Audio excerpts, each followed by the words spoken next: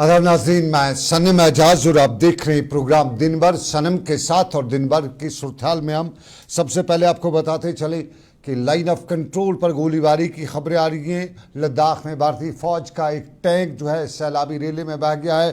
5 फौजी उसमें मारे जा चुके हैं।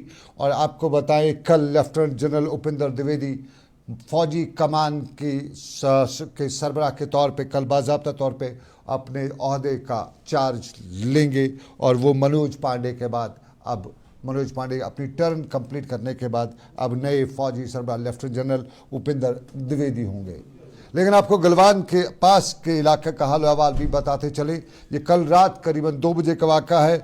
मशरक़ी लद्दाख में एक मशक के दौरान दरियाए श्योक में पानी की सतह अचानक बढ़ जाने से 5 फौजियों का टैंक फौजियों समेत बह गया है। और इसके बाद ये 5 फौजी मारे जा चुके हैं। फौज की फायर एंड फ्यूरी कोर ने भी बताया है कि वाक़ा फौजी तरबियत के दौरान पेश आया और पानी की सतह में अचानक इजाफे की वजह से मशरक़ी लद्दाख के इलाके सासर बरंगसा के करीब दरियाई शुक में फ़ौज का ये टैंक आया था। फ़ौज का कहना है कि रेस्क्यू टीमें जाएगी मौके पर तो पहुंची थी, ताहम करंट और पानी की सतह ज़्यादा होने की वजह से रेस्क्यू कामयाब नहीं हो सका और टैंक का अमला अपनी जान से हाथ धो बैठा। दरियासना वज़ीर दाखिला, वज़ीर दिफा और उसके साथ साथ वज़ीर आज़म ने इस वाक़े पर, इस जानी नुकसान पर अफसोस का इज़हार करते हुए उन जवानों के अहल खाना के साथ दुख की इस घड़ी में खड़ा रहने का अहद भी किया है। अपोजिशन के रहनुमा राहुल गांधी ने भी इस मौके पर दुख का इजहार करते हुए लवाकिन के साथ दुख की घड़ी में साथ रहने का कहा है। लेकिन जम्मू कश्मीर के कृष्णा घाटी, ये जम्मू के पुंछ सेक्टर में पड़ता है। आज बाद दोपहर वहाँ पे गोली चली है और गोली की खबरें बताया जाता है कि लाइन ऑफ कंट्रोल के उस तरफ से गोलियां चलाई गई। और कुछ हल्के ये भी बताते हैं कि लाइन ऑफ कंट्रोल पर जो सीज फायर था उसके बीच में काफ़ी मुद्दत बाद, बड़ी ब्रेक के बाद ये जो लाइन ऑफ कंट्रोल पर ये गोलीबारी एक बार फिर हुई है। कुछ हल्के से वक्फे के लिए गोलीबारी हुई, उसके बाद गोलीबारी तो थम गई, लेकिन सीज फायर का जो वायलेशन हुआ है वो आज बड़ी मुद्दत बाद हुआ है। इधर क्रिकेट की थोड़ा साल अहवाल भी बताते चले और उसके बाद हम आपको जम्मू लिए चलेंगे। क्रिकेट में साउथ अफ्रीका और भारत का मुकाबला हो रहा है। भारत बैटिंग कर रहा है। आज ओपनिंग बल्लेबाज भारत के कुछ खास कर न सके, ना ही रोहित शर्मा, ना ही ऋषभ पंत और ना ही सूर्य कुमार यादव। रोहित शर्मा 9 रन बनाकर आउट हुए, ऋषभ पंत 0 पे आउट हुए, सूर्य कुमार यादव 3 रन बनाकर आउट हुए। अक्षर पटेल और विराट कोहली इस वक्त टीम की कमान संभाले हुए हैं और लगभग 14 ओवर का मैच हो चुका है। और 14 ओवर के मैच में इस वक्त कमान जो है विराट कोहली ने, बड़े दिनों बाद, जब उसके बारे में अक्सर लोग बता रहे थे कि वो अपनी कमान जो है, वो अपना मैदान जो है वो हार रहे हैं, लेकिन बड़े दिनों बाद विराट कोहली ने वापस कमान संभाली और इस क्रूशियल मैच में वो इस वक्त हाफ सेंचुरी के बिल्कुल नज़दीक हैं और अक्षर पटेल भी हाफ सेंचुरी के पास ही हैं। तो ये क्रिकेट का हाल। लेकिन आपको दिन भर में हम ज़रा जम्मू कश्मीर के हाल अहवाल में करप्शन की बात करते हैं। जम्मू में बहू के करीब आज तहसीलदार के दफ्तर पर सीबीआई का छापा था और सीबीआई के छापे की वजह कज़िया ज़मीन था। और इसी कज़िया ज़मीन में अमित कुमार जम्मू से नज़र रखे हुए थे। मेरे साथी अमित कुमार के पास हम चलेंगे, हम उनके पास जानेंगे कि कज़िया ज़मीन जो है तहसीलदार कितना रंगीन है इसमें। अमित, बहुत बहुत शुक्रिया। अमित, ये क्या था मामला जब सामने आया के द्वारा जम्मू में रेड पड़ी है तो अफरा तफरी का माहौल था। सबको ये लग रहा था कि कुछ नया मामला जो है सामने आएगा, क्योंकि पहले से ही जम्मू कश्मीर सरकार जो है वो करप्शन के खिलाफ अपनी कमर कसे हुए है। हालांकि ये मामला जब धीरे धीरे साफ होता गया, 3 से 4 घंटे की जब ये कार्रवाई हुई, उसके बाद पता चल पाया कि ये मामला नया नहीं पुराना है। क्योंकि करीब 2 साल पहले जब यहाँ पर तहसीलदार बाहू के हुआ करते थे, उस समय एक जो व्यक्ति है उनके द्वारा ये आरोप लगाया गया था कि उन्होंने फर्ज अप्लाई किया और उसके एवज में उनसे करप्शन जो है वो मांगी गई है। तत्कालीन एसीबी की टीम ने उस तत्कालीन तहसीलदार के खिलाफ जो है वो मामला दर्ज किया था और उन्हें रंगे हाथों पकड़ने का दावा किया था। लेकिन करीब 6 महीने के बाद ये सामने आया कि एक नई टीम कॉन्स्टिट्यूट की गई डीसी जम्मू की सदारत में, और उस टीम ने अपनी इन्वेस्टिगेशन में ये पाया कि जिस विक्टिम ने तहसीलदार के खिलाफ मामला दर्ज किया है वो ऑलरेडी पहले से कई मामलों में लिप्त है, और उसमें से एक मामला ऐसा भी था जब एक जमीन को हथियाने के लिए उस व्यक्ति ने डिप्टी कमिश्नर के साइन भी खुद किए हैं। तो ऐसे व्यक्ति यदि किसी तहसीलदार के ऊपर आरोप लगाता है तो ये एक शंका भरा जो विषय जो हो गया था, और उसके बाद माननीय एलजी की इंटरवेंशन के बाद ये मामला जो है वो एसीबी से सीबीआई को हैंडओवर कर दिया गया, और अब ये मामला सीबीआई के अंडर है, और सीबीआई शायद आज उसी जांच के लिए आज वापस से तहसील ऑफिस बाहू में पहुंची थी, और वहां से कुछ दस्तावेजों को खंगालने के बाद वो वापस चली गई। हालांकि अभी तक उसका जो ऑफिशियल प्रेस नोट है वो जारी नहीं हुआ है, लेकिन मामला जो है वो कहीं ना कहीं उसी एपिसोड को लेकर है। लेकिन इस मामले के बाद एक बात और खुलासा होता है, यदि सीबीआई के कटघरे में दो चीजें सामने आती हैं कि क्या जो उस समय एसीबी द्वारा कार्रवाई की गई थी क्या उसमें कुछ लैप्सेस तो नहीं थे, और क्या जो तत्कालीन तहसीलदार के खिलाफ मामला दर्ज किया गया था उसमें कितनी ट्रांसपेरेंसी थी। तो इन मामलों के बाद यदि कुछ चीजें बाहर निकल आती हैं तो बार बार लोगों की यह भी शंका होगी कि ऑलरेडी एसीबी जैसी एजेंसी वो भी यदि कोताही करे तो लोग विश्वास किस पर करें, लोग किस पे विश्वास करें। जम्मू में जमीनों का मामला, ये कश्मीर में भी है, सर जम्मू में ही नहीं है, जमीनों के मामले पे बड़े बड़े लोग यहाँ पे हैं, बड़े वो जो मामलात करते हैं, आज हम बताएं तो कितना बताएं, लेकिन ये जो मामला है इसके साथ कहते हैं कि और तार जुड़े हुए हैं। बताया जाता है कि आगे तक निकल रहा है, यहाँ सुंजवा से लेके आगे तक इस बहू का जो है मामला। बिल्कुल सनम, ये जो बाहू इलाका है ये जम्मू डिवीजन में यदि हम पॉश एरिया यदि देखें तो पॉश एरिया इन्हीं में से आता है। सुंजवा, बठिंडी, गांधीनगर और इस पूरे एरिया की तहसील जो है वो बाहू पड़ती है। ऐसे में ये कहा जा सकता है कि पॉश एरिया के बीच में बाहू का तहसीलदार के पास मामले ही ऐसे आते हैं जो काफी करोड़ों की जमीनों के मामले होते हैं, और ये जो मामला है इसमें भी करोड़ों की जमीन का मामला था, जिसमें ये जमीन का फर्द काटने के लिए जो व्यक्ति विक्टिम बताया जा रहा है, उसके बाद जो नई कमेटी कॉन्स्टिट्यूट हुई थी उसके बाद ये जाहिर हुआ कि जो विक्टिम बन रहा था उसके नाम पे भी वो जमीन नहीं थी, बल्कि वो उस जमीन को हथियाने के कोशिशों में ये कर रहा था, उसके लिए उसने फर्द कटवाने के लिए गया। तो कहीं ना कहीं करोड़ों का ये मामला जो है जमीनों को लेकर, खरीद फरोख्त के लेकर, ये मामला एसीबी तक पहुंचा, और एसीबी के बाद अब सीबीआई तक पहुंचा है, और उम्मीद यही है कि इसमें कई बड़े बड़े मगरमच्छ भी हो सकते हैं। चलिए, बहुत बहुत शुक्रिया अमित पूरी जानकारी देने के लिए। अमित कुमार जम्मू से जानकारी दे रहे थे। ज़मीन का मामला, कज़िया ज़मीन और कज़िया ज़मीन में कहते हैं कि रेवेन्यू महकमा बड़ा रंगीन हो जाता है। अक्सर जगहों से, सभी रेवेन्यू महकमे नहीं, रेवेन्यू महकमे में लगभग बड़ी तादाद, ज़्यादा तादाद उन्हीं की होती है जो किसी की ज़मीन किसी के नाम कर लेते हैं, और ये पुराना मामला है। लेकिन अब ज़रा हम सियासत पे चलते हैं, तो सियासत में दो पड़ाव हैं। कश्मीर में कल पीडीपी की मीटिंग होने जा रही है और पीएसी की मीटिंग होने जा रही है, और इस पर कई दिनों से नज़रें थी। कल की मीटिंग पीडीपी हलकों के लिए काफ़ी अहम है, क्योंकि जो कल का जोड़ मीटिंग है उसमें जोड़ तोड़ भी किया जाएगा। जोड़ तोड़ में पहले हिसाब किताब ये लगाया जाएगा कि पिछले जो पार्लिमानी इंतखाबात हुए और हमारा ग्राउंड पे एक सिचुएशन थी, वो सिचुएशन क्यों भर के नहीं आई, क्यों उस तरह से नहीं हुआ। तो एक सिचुएशन वो है, पार्लिमानी इंतखाबात जो है उन पे हिसाब किताब किया जाएगा कि कहाँ पे चोट खाई, कहाँ पे हम आगे बढ़े। तो कल एक वो होगा। दूसरा कि आने वाले पास असम्बली इंतखाबात हैं, तो उसके लिए क्या लाहेअमल क्या किया जाए, क्या अपना मंशूर तरतीब दिया जाए। ये कल की पीएसी मीटिंग में होगी, और जम्मू से लेकर कश्मीर तक पीडीपी के जितने भी पीएसी मेंबरान हैं तो वो इसमें, पॉलिटिकल अफेयर्स कमेटी के जो मेंबरान हैं वो इसमें कल शिरकत करेंगे। और फिर कल जो है बहुत बड़ा मामला जो है, पीडीपी हलकों के मुताबिक 1 दर्जन से ज़ायद ऐसे लीडरान हैं जिनके साथ गुफ्त शनीद, जिसे आमतौर पर कहते हैं, बातचीत जो है वो आखिरी मरहल में मुकम्मल हो चुकी है। अब वो पीडीपी में वापस आना चाहते हैं। उसकी दो वजूहत हैं। एक ये है कि वो लोग पीडीपी हलकों के मुताबिक वो जान चुके हैं कि यहाँ पे नई पार्टीज़ वगैरह का कोई अब स्कोप नहीं है, क्योंकि उन लोगों के मुताबिक नई पार्टी ग्रो करने में 20-25 साल लगेंगे।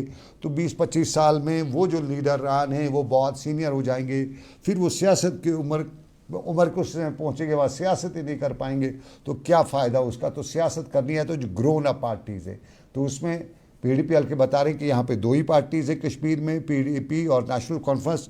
तो वो लीडरान जो हैं उनके हवाले से कल हतमी फैसला लिया जाएगा। एक तरह से स्ट्रैटजी जो है वो क्या अपनाई जाए, किस तरह से उनको इन किया जाए, ये उनका हो रहा है। उधर जम्मू में बीजेपी भी मीटिंग कर रही है और जम्मू में बीजेपी इसी हफ्ते मीटिंग कर रही है। आने वाले हफ्ते में जम्मू बीजेपी मीटिंग करी है और साफ जाहिर है बीजेपी जम्मू कश्मीर में इंतखाबात के लिए बहुत पहले से तैयारी कर रही थी, लेकिन कल इस हफ्ते की जो मीटिंग है ये इम्पॉर्टेंट इसलिए है कि पार्लिमानी इंतखाबात में बहुत सी जो कॉन्स्टिट्यूंसीज हैं वहाँ से बीजेपी को बैकफुट पे जाना पड़ा है, वहाँ से हार हुई है। पार्लिमानी कॉन्फ्रेंसेस के दौरान जो असम्बली सेगमेंट्स हैं वहाँ से हार हुई है। तो वो हार की वजह और हार में ये हार किसके गले पड़ता है उस पर भी कल मीटिंग होगी और माना जा रहा है कि बहुत से जो सिटिंग एमएलएज थे माजी में या इस वक्त का जो कैडर है, जो एस्पिरेंट्स हैं, उनका पत्ता भी इस हफ्ते कट सकता है या जुड़ा रह सकता है। ये इस हफ्ते की मीटिंग है और इसमें लाहेमल फाइनल करके जो है ऊपर हाईकमान को मामला दिया जाएगा।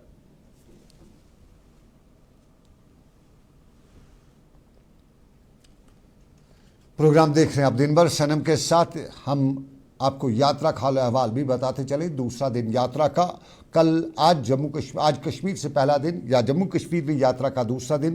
कल पहला पड़ाव जो था वो जम्मू से कश्मीर पहुंचा। कल शाम को बालथल और नुनवन 2 बेस कैंप्स पे पहुंचा। पूरी तरह से इंतज़ामिया तैयार थी, रात भर पूरी तरह से इंतज़ामिया सिक्योरिटी वगैरह के इंतजाम कर रही थी। और आज की तस्वीर हम अनंतनाग से लेके बालथल की, यानी नुनवन बेस कैंप से लेके बालथल बेस कैंप की दिखाते हैं। यहाँ से यात्री को आज हरी झंडियाँ दिखाई गई अगले पड़ाव के लिए, और ये है नुनवन बेस कैंप अनंतनाग। यहाँ पे ज़िला तरक्याती कमिश्नर आपको नज़र आ रही, एसएसपी नज़र आ रही है। सुबह 4 बजे का वक्त है, 5 बजे का, और यात्रियों को सुबह 5 बजे 4 बजे जो है अगले पड़ाव के लिए निकाला जा रहा है। यानी वो अब यहाँ से वो जो अनंतनाग के रास्ते से है पंचतीर्थी वगैरह से होते हुए गुफा जा रहे गए होंगे। मौसम का हाल जिस तरह हमने मालूम किया अच्छा था, और रास्ते में भी जो सरकार ने पूरे अरेंजमेंट्स किए हैं, कैंप्स लगाए हुए हैं, मेडिकल फैसिलिटीज़ रखी हुई है। सिक्योरिटी का तो 3 टियर है, 4 टियर सिक्योरिटी है, लेकिन ओवरऑल सुबह सुबह यात्री जो थे वो नुनवन बेस कैंप से निकल के, और ये तस्वीर है, ये है बालथल की। बालथल सोनमर्ग के इलाके का रास्ता है और यहाँ भी सुबह इंतज़ामिया जो थी, डिस्ट्रिक्ट एडमिनिस्ट्रेशन थी, आके यात्री इसको टाटा बाय बाय गुड बाय कहती हुई आगे के लिए रवाना करी थी। यात्री सुबह निकले और वो रिवायती भजन और उसके साथ साथ नारेबाजी करते हुए, रिवायती जो नारेबाजी होती है वो निकले और सीधा बालथल के लिए निकल पड़े।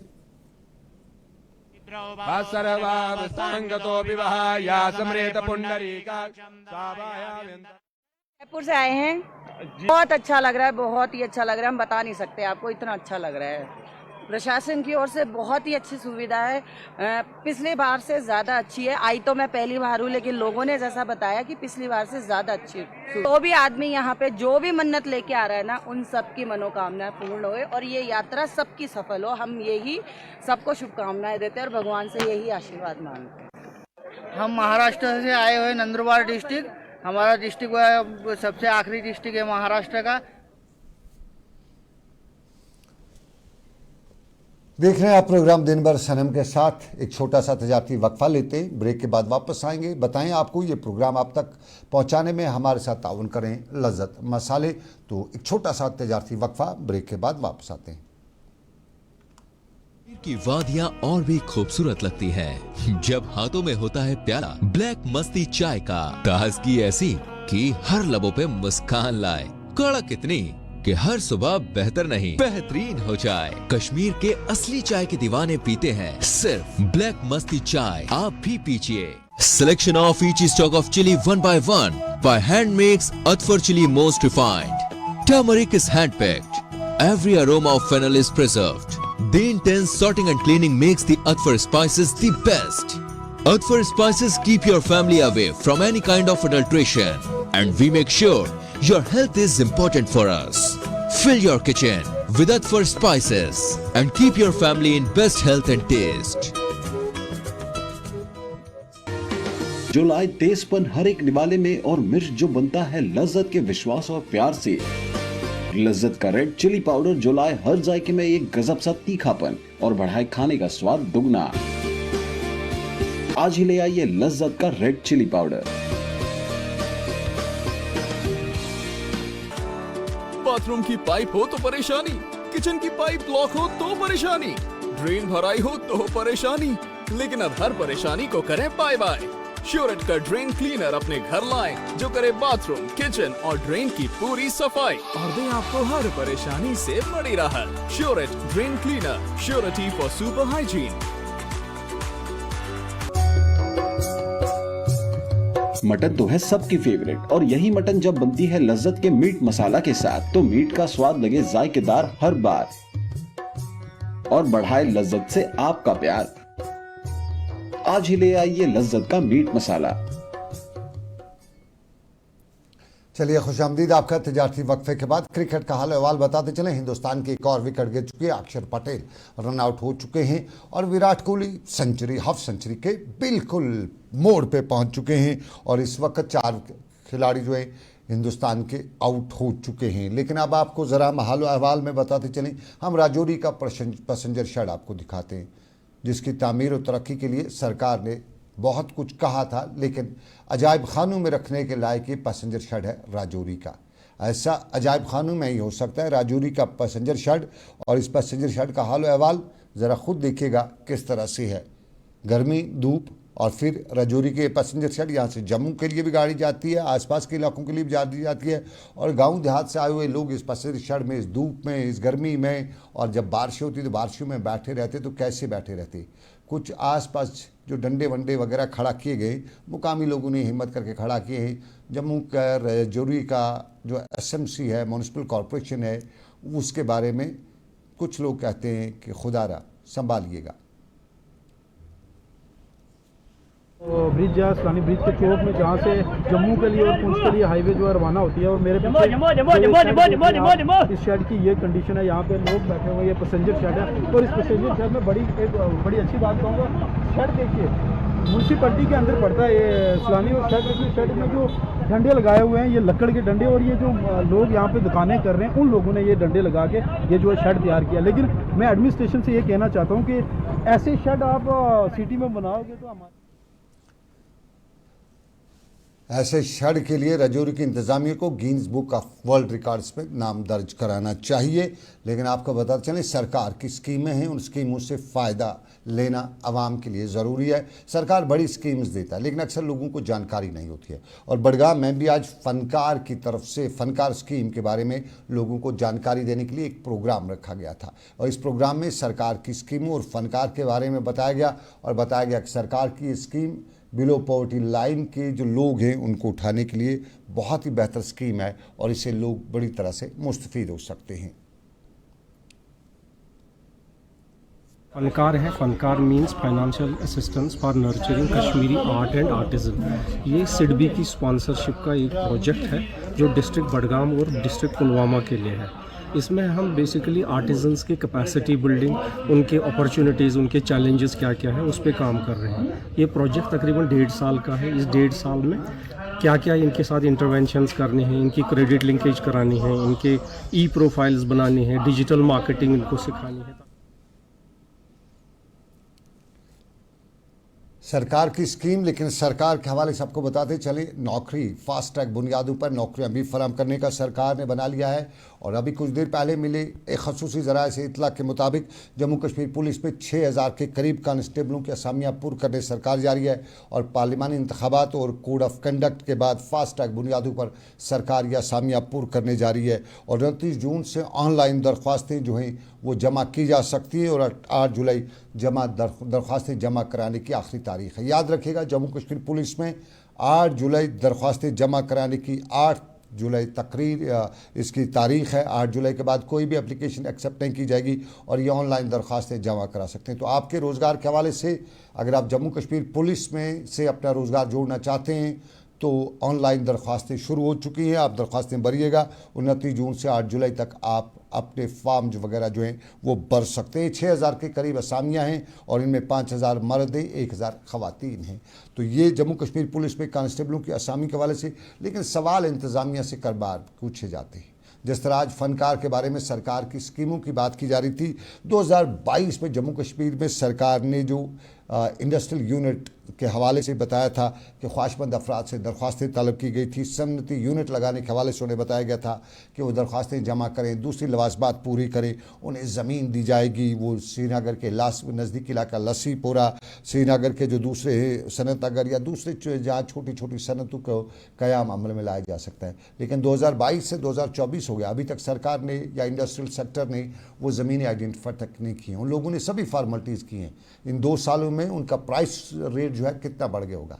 तो सरकार आप बता रही है कि इंडस्ट्रियल यूनिट सेक्टर यहाँ पे इंडस्ट्रियल रेवोल्यूशन लाना है, तो फिर सरकार के कायदे और कानून में अगर देरी हो जाती है तो फिर साफ जाहिर है वो इंडस्ट्रियल रेवोल्यूशन नहीं आ सकता है जिसकी हम उम्मीद करते हैं, जिसके लिए लोग बेताब होते हैं। अंदाजे हम लगाते हैं कि यहाँ इंडस्ट्री लगेगी, यहाँ फॉरेन इन्वेस्टमेंट होगी, लेकिन जो प्राइस एस्केलेशन हो जाएगी, आज जो प्रोजेक्ट होगा वो 2 साल के बाद किस प्रोजेक्ट के उसका कॉस्ट क्या होगा, तो फिर अंदाज़ा कीजिए वो सनती यूनिट कहाँ चल पाएगा।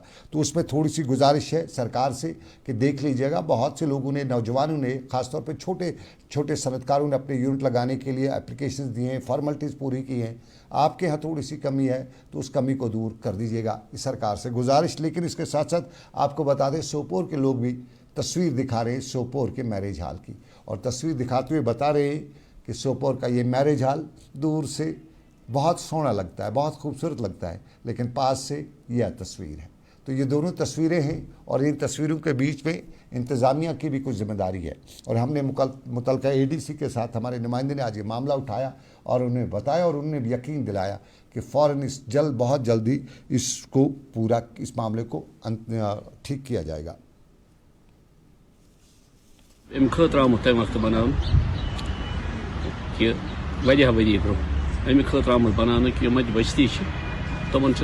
आपने बिल्कुल सही फरमाया कि वहाँ पर हमारा एक मैरिज ऑलरेडी बना हुआ है एंड फिजिकल स्ट्रक्चर भी है। मैंने कई इंस्पेक्शन वहाँ पे किए हैं एंड ऑफिस कंपाउंड भी ऐसा अभी वैरान ही पड़ा है आज के टाइम पे।